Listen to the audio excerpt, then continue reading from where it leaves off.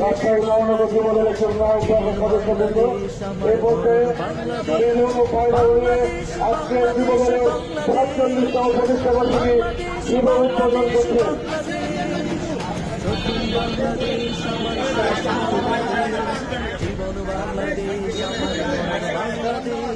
প্রথম বাংলাদেশ আমার শেষ বাংলাদেশ, জীবন বাংলাদেশ আমার মরণ বাংলাদেশ।